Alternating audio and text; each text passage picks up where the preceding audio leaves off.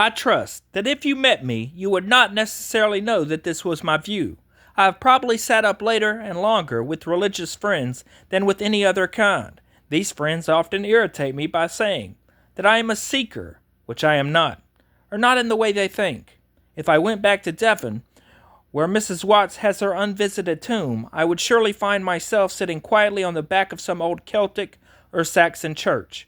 Philip Larkin's lovely poem, Church Going, is the perfect capture of my own attitude.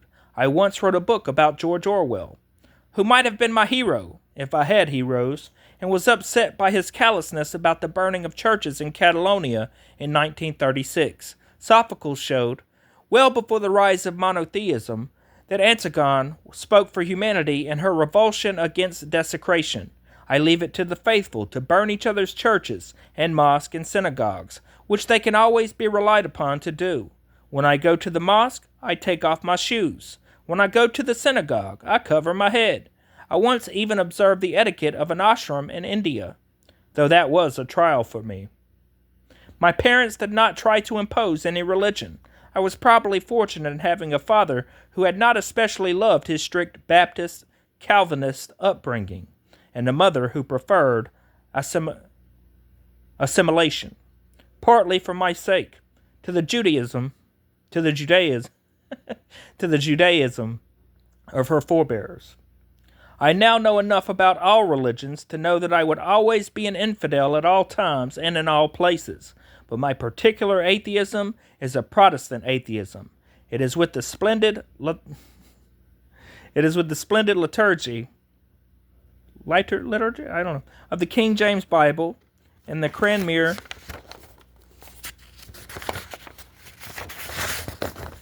prayer book, liturgy that the fatuous Church of England has cheaply discarded, that I first disagreed. When my father died and was buried in a chapel overlooking Portsmouth,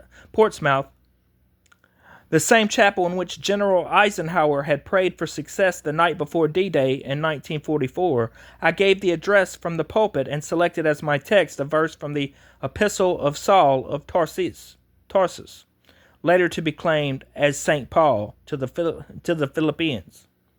Chapter 4, verse 8. Finally, brethren, whatsoever things are true, whatsoever things are honest, whatsoever things are just, whatsoever things are pure, whatsoever things are lovely, whatsoever things are of good report. If there be any virtue, and if there be any praise, think on these things. I chose this because of its haunting and elusive character, which will be with me at the last hour, and for its essentially secular injunction, and because it shone out from the wasteland of rant and complaint and nonsense and bullying which surrounds it. The argument with faith is the foundation and origin of all arguments, because it is the beginning, but not the end, of all arguments about philosophy, science, history, and human nature. It is also the beginning, but not by means the end. But by no means the end. Of all disputes about the good life and the just city, religious faith is, precisely, because we are still evolving creatures, ineradicable. It will never die out, or at least not until we get over our fear of death, and of the dark, and of the unknown, and of each other. For this reason, I would not prohibit it, even if I thought I could. Very generous of me, you may say. But will the religious grant me the same indulgence? I ask, because there is a real and serious difference between me and my religious friends, and the real and serious friends are sufficiently honest to admit it.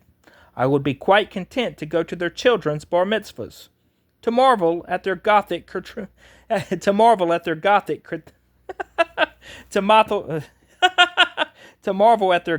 cathedrals, to respect their belief that the Quran was dictated, though exclusively in Arabic, to an illiterate merchant, or to interact myself in Wicca and Hindu and Jain constellations. And as it happens, I will continue to do this without insisting on the polite reciprocal condition, which is that they in turn leave me alone. But this religion is ultimately incapable of doing. As I write these words, and as you read them, people of faith are in their different ways planning your and my destruction, and the destruction of all the hard-won human attainments that I have touched upon. Religion poisons everything. Christopher Eric Hitchens, 1949, 2011, I believe. First chapter.